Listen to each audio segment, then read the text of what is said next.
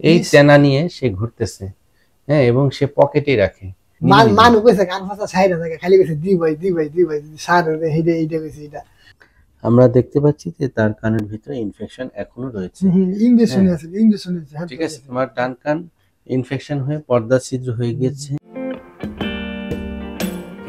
আচ্ছা নাইম, তুমি একদম শুরু থেকে আমাকে বলো তোমার কানের মধ্যে কি কি সমস্যা? কানে জানি বারবার লাগে, এই সাইড বারবার লাগে। হ্যাঁ, আর আমাদের এমদা আছে না, এমদা মনে করেন বারবার লাগে, সময় পরে তেনা দিলে ফুসফানি এলে এই সাইডটা ভালো লাগে।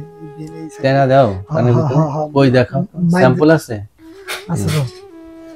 দেখুন, মানুষ তার কানের ভিতরে যখন চুলকায় বিভিন্ন কিছু তার কানের মধ্যে ঢুকায়, কানের ভিতরে বুট বুট করে, বুট বুট করলে পরে আমি তেনা দিই, তেনা দিলে পরে ক্যাস ক্যাস ক্যাস ক্যাস আওয়াজ হয়, ফানি হেল বুট বুট করে কানের ভিতরে। আর অন্য কোনো অপচিকিৎসা নিছো এর আগে? কোনো কিছু ঢুকাইছো, কোনো অন্য কোনো ওষুধ টষুধ? হ্যাঁ কইলাম না। কি কি ঢুকাইছো বলো, সত্যি কথা বলবা, মিথ্যা কথা বলা যাবে না। মিথ্যা কথা কইলা যে সুক্কা লাগে ওষুধটা আমি মুখ দিয়ে দেখছি দুইবার। কি ঢুকাইছিল ওটা? এটা ওষুধ, সাদা ওষুধ দিছি। কিসের থেকে এটা, কোন ওষুধ? এটা কানের, কানের কান ভালো লাগে। কোথা থেকে নিছিলা? এটা বাগ দিতে না পুরা সালতে না। এটা কি এটা 4 মাস পরে গিয়ে দিছি, আবার 15 দিন গ্যাপ পড়াছি, মাথা খারাপ লাগে দেখি।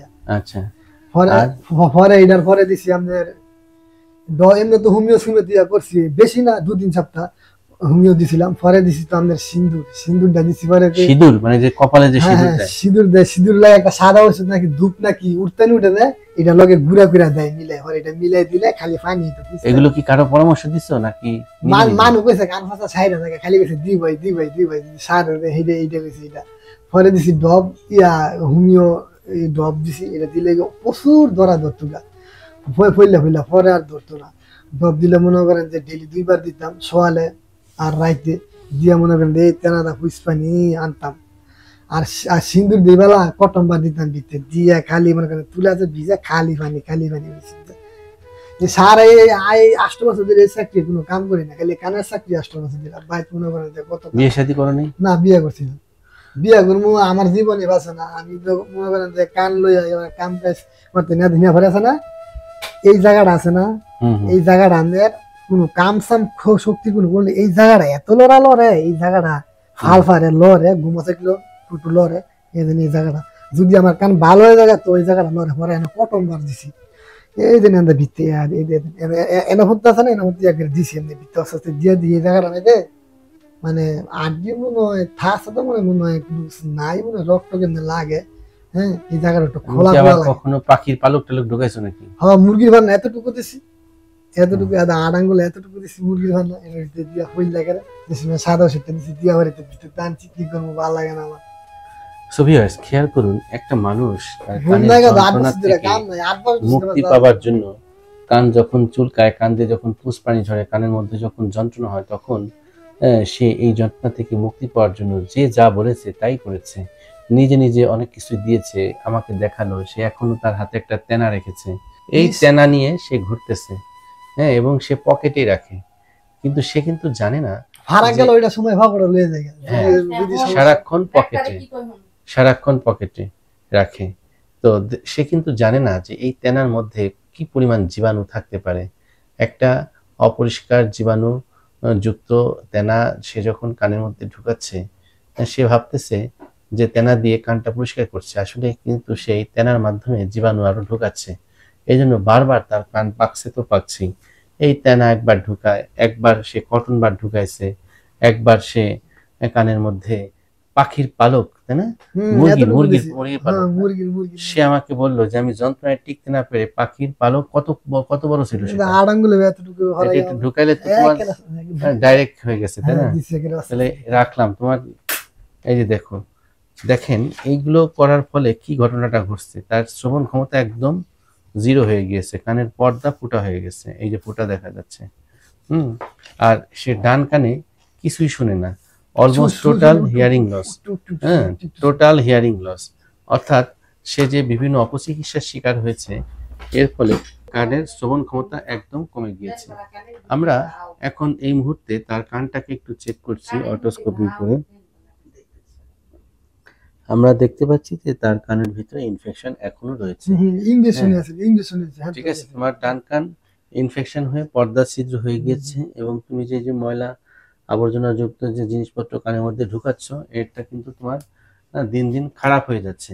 তো এখন নাইম, আমি একটা কথা বলি, হ্যাঁ, তোমার যে রোগটা, এই রোগের নাম হচ্ছে ক্রনিক অটাইটিস মিডিয়া, COM। কি COM মানে কি? ক্রনিক অটাইটিস মিডিয়া, অর্থাৎ কানের দীর্ঘস্থায়ী একটি প্রদাহ তৈরি হয়েছে, প্রদাহজনিত রোগ। এটা হলে কান প্রায় পাকে, অর্থাৎ কান দিয়ে পুজ পানি ঝরে, আর যখন পুজ আসে তখন তিত্তির তিত্তির করে চুলকায়। আর চুলকানো চুলকায় না, তেনা দিতে দিতে ফুসফাই না, এমনি খাই যায় না, আগেও না, তেনা দিতে দিতে দিতে ফুসফাই না দিতে পরে খাই যায়, পরে খাই যায়। যাই হোক, এইগুলোর জন্য মানুষ তখন কানের ভিতরে বিভিন্ন জিনিসপত্র দিয়ে ঢুকায় এবং সেটা চুলকানো থামানোর চেষ্টা করে থাকে। দেখেন, আপনার ছেলেটা কিন্তু সহজ সরল, ঠিক আছে? ও আসলে যে কষ্টের মধ্যে আছে, যে কারণে ও এখন একটা মানসিকভাবে কিন্তু ভেঙে পড়েছে। কিন্তু আমি একটা কথা বলবো, নাইম, ভেঙে পড়া যাবে না ভাই, ঠিক আছে? তোমার যে রোগটা হয়েছে, এটা আমরা সাধারণ জনগণ বলি কান পাকা রোগ, কিন্তু এটা মেডিকেল টার্ম হচ্ছে ক্রনিক অটাইটিস মিডিয়া।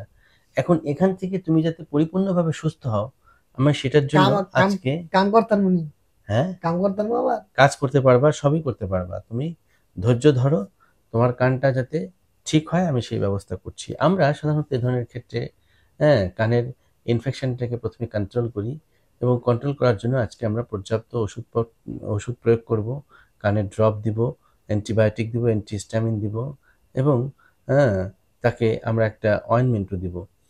এতে করে তার কানটা আশা করছি শুকাবে।